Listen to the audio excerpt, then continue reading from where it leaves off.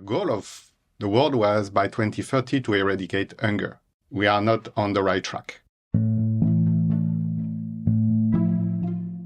I think the key challenge that we face in terms of achieving food security is how we manage demand within planetary boundaries. One core food system problem is that the politics of agriculture prevent the kinds of policies that push agriculture to be more environmentally sustainable. But if you do it the right way, then you can maintain a cost-effective way of changing the system. So I think one thing to make our food system more sustainable is really in educating people. And let's start with the young people, with our children. We need to shift to healthy diets. I estimate that around half of the world's population is either consuming too little or too much. It's not enough just to do research. We need to implement it. All interventions are context-specific, and all interventions have negative consequences. I think one thing we are much better at these days is trying to link things up and look at the bigger picture. What do we know about what people eat? How can we understand that better? How can we understand that in a way that also helps to identify entry points for the kinds of transformations that we need to see?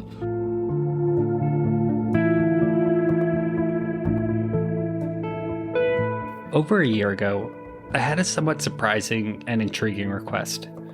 I was asked to join the program committee of the next Global Food Security Conference. This was its 5th edition.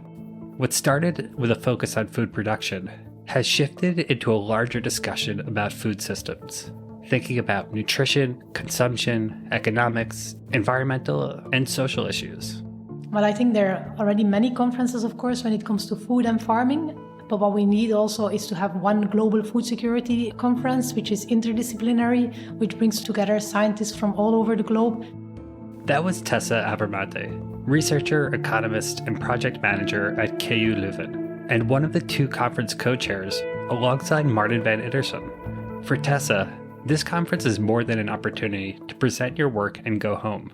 Here for this conference, we have been thinking a lot also about all the other things around the conference. For example, the dialogue, the fact that we are here with you, table debates, organizing this dialogue, organizing the podcast is really important. But also the catering, what we eat, what we drink during the conference. It is not just anymore, we organize a conference, we go, we present, and we go back. There's also a lot of people coming, for example, by train, thinking how can we make it as sustainable as possible? And that's nice to see. That's a real evolutionist view. Compare that with 10, 20 years ago.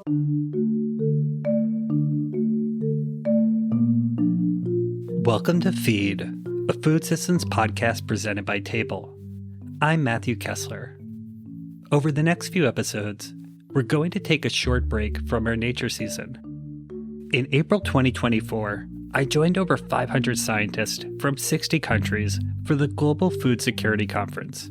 We spent a week together in the beautiful city of Leuven in Belgium. I recorded dozens of interviews with conference presenters, organizers, and keynotes. For the regular listeners of Feed, you won't hear me doing my typical asides, where I either interject, add context, or push back. Just like at the conference, you're going to hear different approaches on how to make food systems more resilient. In this episode, we hear the key messages that scientists want food system decision makers to hear. We talk about the role that emotions play in discussions about the future of food, whether we should use the F word, feminism, when advocating for critical approaches to food systems, and we'll hear from the head of catering at the conference and how they think about sustainability in the food that they serve. But first, let's set the scene, just as we did in Leuven, with Martin van Ittersum, professor at the Plant Production Systems Group at Wageningen University and co-chair of the conference, talking about the past, present, and future challenges of global food security. In my lifetime, basically 60 years, 1960 to today, 2020, we have seen a population grow from 3 to 8 billion people on our planet. And yet today we have more calories on our plate than we had in 1960 per capita, per person. That's the average. Thanks to that, let's say the intensification of agriculture, increasing productivity, food prices went down, which made food affordable for many on the planet. And we have fewer undernourished people than, well, not ever before. Let's say until 2015, the trend was really downwards. So fewer hungry people on our planet. That has stagnated over the past, let's say, 10 years. And even increased recently, thanks to, all kinds of conflicts in the world, COVID, the war in Ukraine with Russia, etc. And at the same time, we have seen this decrease in undernourishment, now stabilization, but a massive transfer to another problem, which is overweight and obesity. In fact, there are many more people overweight and obese now than there are hungry on our planet. And it's everywhere, maybe with the exception that in Africa it's less prominent, but it's everywhere. And then the final trend is, of course, the environmental problems that came with the intensification. So nitrogen surplus, for instance, or greenhouse gas emissions, or the land use that is taken by agriculture. That's all very substantial, and it's a significant contribution to the environmental crisis that we are facing. One thing I want to ask you about is we live in this globalized food system, but each region in the world faces a completely different set of circumstances. And I think you identified two in particular, trends in high-income countries and trends in low-income countries.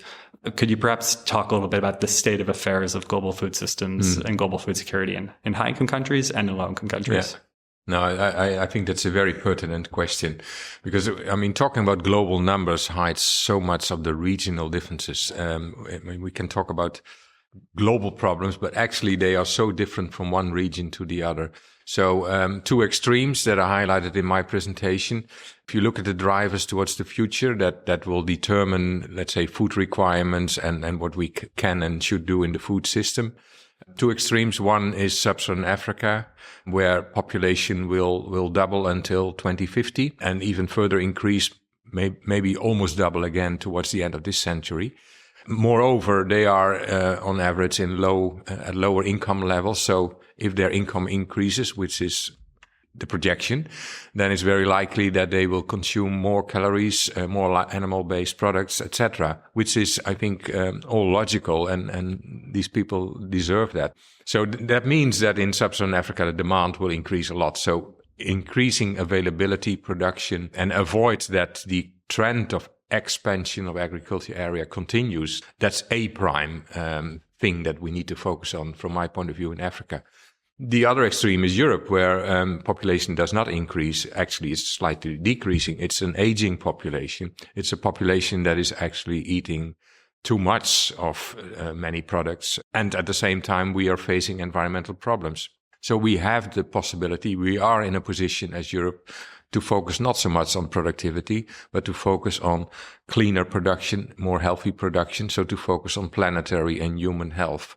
And that, let's say, sets the scene for two very different challenges of improving and changing the food system in two very different regions. And zooming out to the global lens, I see that we have these shared problems around the environmental impacts of different foods. We have the expansion of agricultural land, which takes up presently 50% of habitable land across the planet. I think it's important to notice that the increase in production in, let's say, in Europe and in America has come by far mostly from increasing yields and actually a contraction of area. So smaller agriculture area we're using today than in the 1960s. The other extreme, again, is Africa, where we are using much more land today than we did in the 1960s. And the yields have increased, but not a lot. So the increase in production in Africa comes predominantly from area expansion, not from increase in yields per hectare. So if we want to avoid that continues, a productivity increase is inevitable. That has to happen. So that's one of the kind of solutions, is thinking about how do we narrow this yield gap. What other solutions would you like to highlight here to meet any of these great global challenges that we face? So I separated the challenges. It does not mean that we should not learn from each other. And I think if Africa intensifies, and let's hope it happens, then hopefully they won't make the mistakes that we made in Europe and in China and other places on the planet, and we overshoot and apply too much nutrients and apply too much pesticides in a non-informed manner. The other thing is maybe with respect to diets. We in Europe, in Americas, went from a phase of poor or moderate nutrition right away to overnutrition in just a generation's lifetime. Let's hope we learn from this and we can avoid these kind of problems. At the same time, I think we can learn from African systems in terms of diversity, in terms of integrating crop and livestock, whereas we tended to specialize more and more, have, let's say, more simple crop systems. So these are things that still we can learn from each other and that can contribute to solutions. They are certainly not the single solutions. I think we always have to contextualize. Is there anything else you wanted to share or you wanted me to ask you that I haven't? It's clear that there are many challenges with respect to the food system that we need to improve. And some call it a transformation is needed. Others may say, well, we need to do better or we need to revise the food system. I think what Michael Puma said in his keynote address is very valid, and that says, well, take away the bad things from the food system, but don't throw away the baby with the bathwater. So don't throw away the good things of the current food system and actually cherish the positive things. Also, because it's very risky to do a major overhaul of the food system without knowing exactly what the new situation should look like and what the trade-offs are of new situations.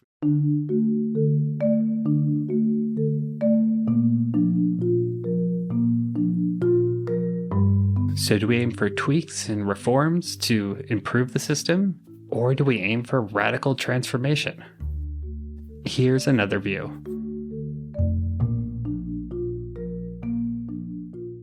Hi, my name is Ramya Ambikapati. I'm a nutrition epidemiologist and a senior research associate at Cornell University. We're at the Global Food Security Conference in Leuven, and we're hearing a lot of different presentations. One thing we maybe we're not hearing as much about is feminist approaches to food systems. Can you talk about why that's an important lens to look at food systems and food system transformation? Food systems are gendered, foods are gendered, food environments are gendered, who's selling, who's buying, what kind of foods we like. And if you even look at the emissions that's produced, even after adjusting for calories, it's actually high-income urban men that you should be targeting. But that sort of conversations don't take place. It's sort of this blanket, we need to eat better for the planet.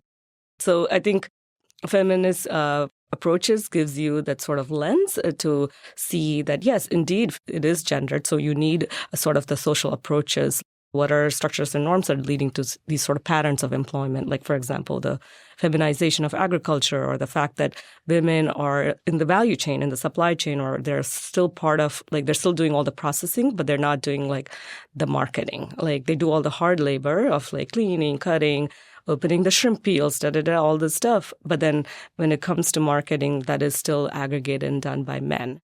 I just want to say that feminism is not about women. It's about really marginalized population in different contexts. So it could be young women, young boys. It's about who doesn't have opportunities, who doesn't have the capabilities, or what's being taken away from them. So you just made it incredibly clear why it's important to be thinking about gender in the food system. What message would you want key decision makers in the food system to hear in a way that isn't just, say, tokenistic or checking a box? So this is a constant debate whether to use the F word or not. So you don't have to use the feminist word, but people do. I mean, people still use participatory, and some of it is absolutely being co-opted and watered, like saying, oh, participatory, engaged with a researcher. That's participatory. Participatory is about a process. In that process, you're giving voices to people who have not been at the table historically and who really should be part of it because it's affecting them. I mean, you wouldn't want someone else kind of shaping your food environments, your food choices. To me, I think of, and I think about feminist approaches, it's the level of dignity, human dignity that you afford yourself should be afforded to others.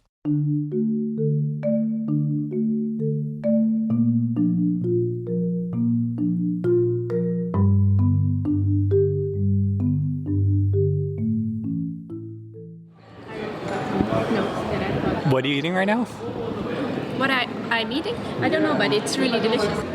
Yeah, I'm impressed and also very hungry.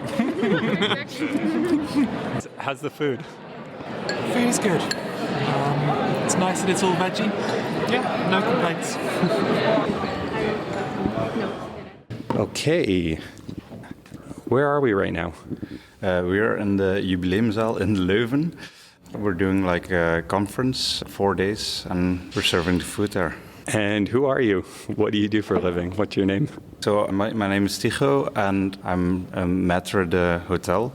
So basically, I manage and I'm responsible for like the service in the catering area. When did you know that you wanted to work with food? Well, it started as like a student job, which was in catering. And basically, I liked it so much that I just stuck around.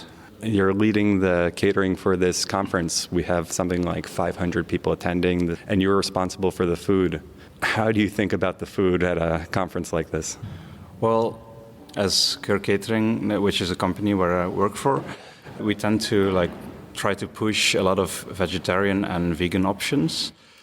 During the 4 days that there are sessions and food here, the whole menu is vegetarian, which we really like, and we think it's exciting and challenging to give people that are not really vegetarian themselves like a good healthy option. So sometimes when you go to a conference and you have a vegetarian option, it's not a very exciting option. What you're serving here is very different. How did you think about what you wanted to put out at each of these meals? Well, to be honest, I'm not the chef, of course. Usually, we have a lot of great chefs in the kitchen with a lot of creativity. We also do serve some like very basic dishes and basic sandwiches, but always like try to put on it like a little twist. So, for example, we had like a sandwich with cheese. We had some mustard. We had some like seaweed cheese instead of like a regular like plain cheese. So we always try to put on a little twist, make it more exciting. And I've had some interesting dishes. Can you describe one of the dishes that you especially like? Well, I really like the radicchio salad, which is made with radicchio, goat cheese, almonds, grapes, and like grape dressing, I guess. I've just noticed more generally, it seems like there's more thought given to sustainability in the meals. So one of those is providing vegetarian meals. Yeah. But in what other ways are you thinking about sustainability? Yeah, we tend to do a lot, like during the Tuesday, during the reception, like one of the dips on the table was a guacamole, we call it. So instead of guacamole, it's a guacanole, which means we don't use avocado, and instead we use, I forgot the word in English. Celeriac, yeah. Celeriac. Okay, nice. I always forget it for some reason, and then I always have to double check what I'm serving. So instead of in guacamole, it's a guacamole with celeriac instead of avocado, which is like way more friendly to the environment. Yeah, we take local vegetables instead of like importing those. Yesterday we took all of the leftovers that we had, and we made takeaway meals, so to also try to fight food waste. That's something we always try to do when we know like there might be a lot of food left over. We try to do something like that. Yeah, so I think we're basically done. Maybe one thing about where the food's coming from, where you're sourcing your ingredients. So we are from Ghent. So we're sourcing the food from like all of the local, like as much locally as possible. So for example, our cheese, we get it from like local dairies in like around Ghent, and like our mustard is like a Ghent mustard. The olives are made by like a company from Ghent. Yeah, we try to put as much effort into that stuff as possible. Also, like the beer we use is from here, from Leuven as well. So, what's your favorite beer from Leuven? Well, as a like regular pilsner, I prefer Stella like to anything. So that's the local beer that we used for the reception. So I was happy about that. And we're not going to get royalties for this promotion. So I think we can leave it there, and I'll let you get back to work. Thanks very much for speaking with us. Yeah, thank you very much. It's been a pleasure. Yeah.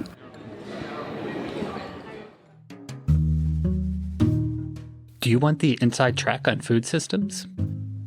In Table's fortnightly newsletter, Fodder, we summarize the latest on food systems, journal articles, reports, books, media trends, events, and jobs.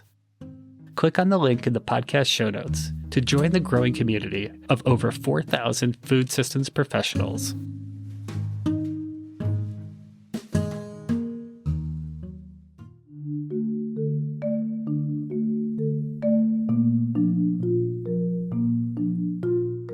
What are the material foundations for a large part of our world? And then we deal with silicium, with sand, we deal with salt, we deal with oil, we deal with copper, we deal with lithium, and some other stuff. The funny thing is, nobody bothers about that. Nobody is really worried about it. Nobody has concerns about it. We all have a smartphone, but, well, we don't care really a lot about how it is produced, where all these materials come from. And then comes food. And then everybody has an idea about, what should happen and how it should be done, etc., etc. That's Gerard Govers, who's on the program committee for the conference, is a professor of geography at KU Leuven, where the conference is hosted, and since 7 years now, I've been Vice Rector of Science and Technology here at KU Leuven, as well as of sustainability.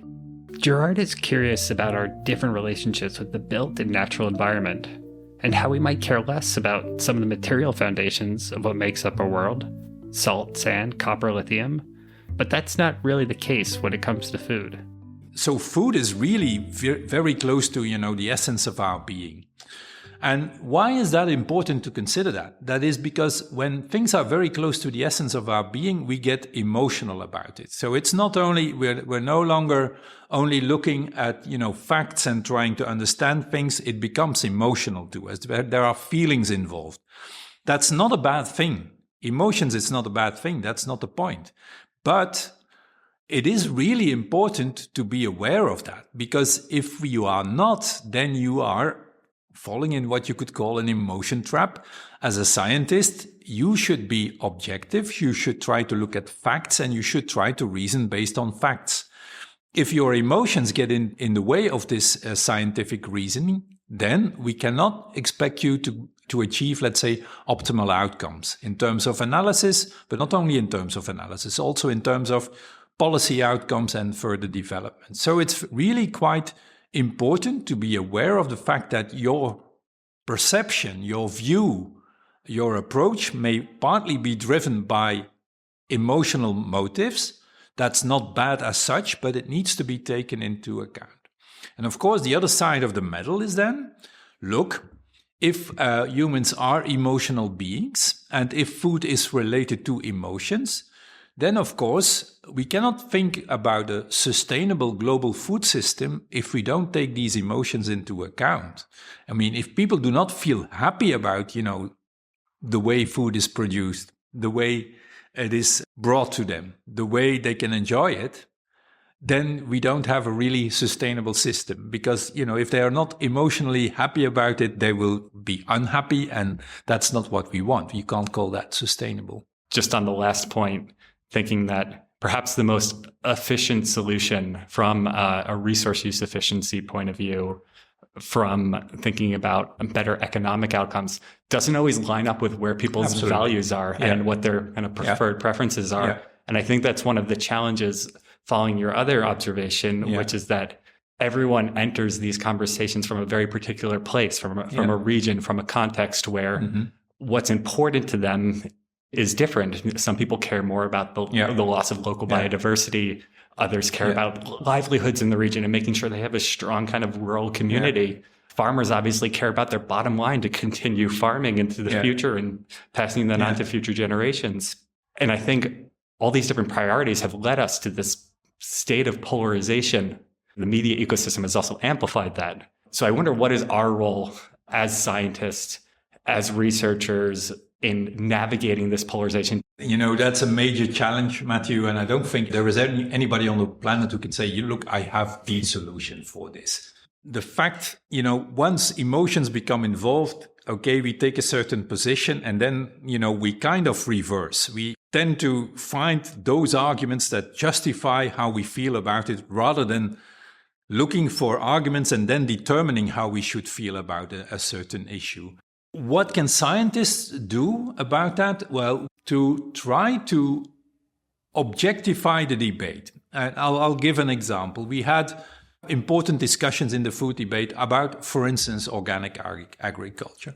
And some people will tell you, look, we should go to organic agriculture because that is better for the environment. Now, there are many instances where that is objectively not true. Look, if you go for organic agriculture, what will happen is basically your yields will go down. And the second thing that will happen is, and these yields, that's not only, for instance, grain yields, but that's also yields in terms of the kilograms of meat that you will produce per unit of time, whether or not it's chicken or beef, doesn't matter. Huh? Well, that means that if you then are going to calculate, what is now the CO2 emission per unit of product, that generally for organic production, that's going to be higher than for very efficient conventional production. So that's something that scientists can bring to the table. They don't have to say, look, I have to defend conventional agriculture. I can still say, look, this is what the situation is. But even giving these disadvantages of organic agriculture, there may be some room to have organic agriculture in some circumstances and under certain conditions. Only let's not expect, benefits from that organic agriculture that will not be there. That is really quite important.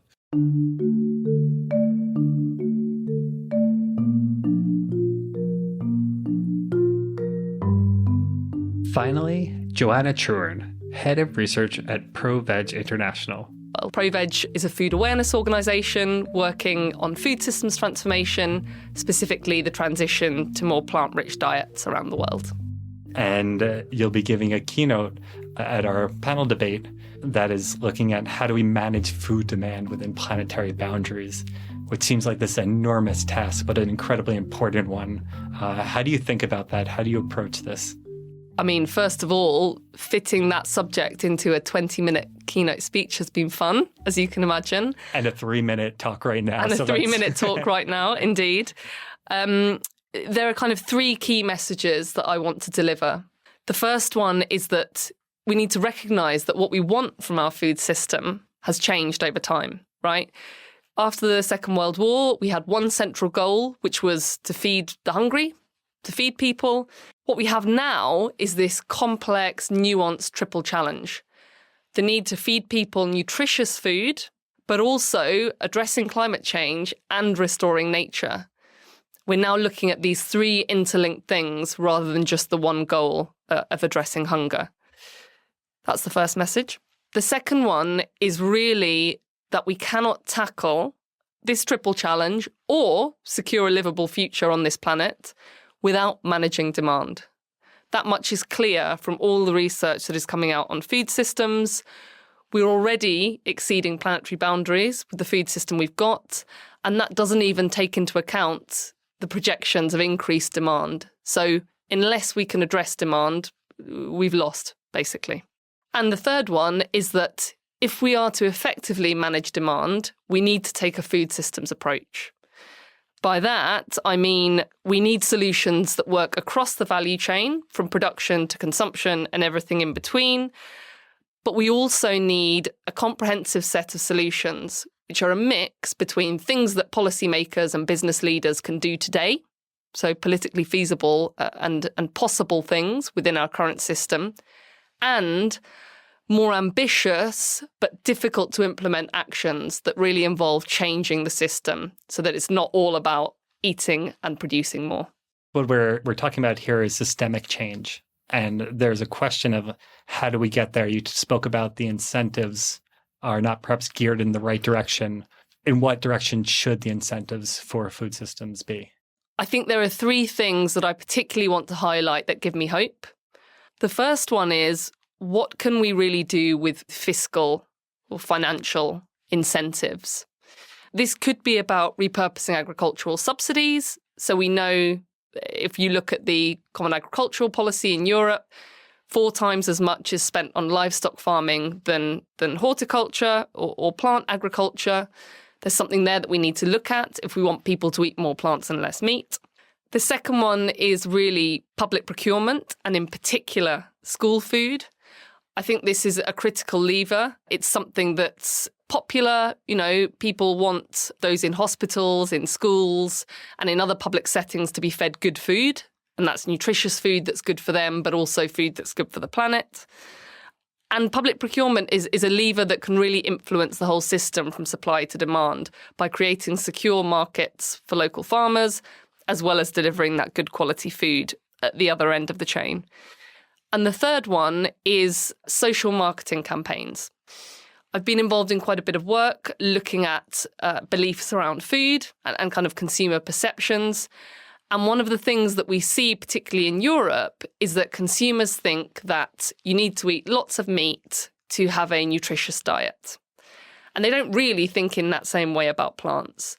So we need interventions that start addressing those beliefs to help people understand that they can have a good diet that is plant-rich. And I believe that social marketing campaigns that are based on behavioural science principles are a great way to start achieving that. Let's say you have the ear of key decision makers in the food system. You're in a room with them. What would you tell them that they should be acting on right now? Host, the one message I would want them to take home is that we need more diversity in the system.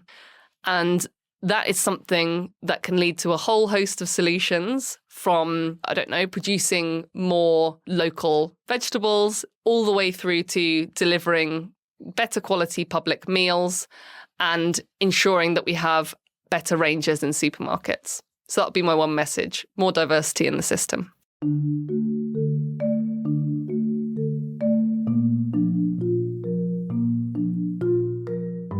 What did you think of all these different reflections? If one of your thoughts is, I'd like to hear more, you're in luck. We've got 2 more episodes where we hear different views from the conference. A big thanks to the conference organizers, KU Leuven, Wageningen University, Elsevier, and Table.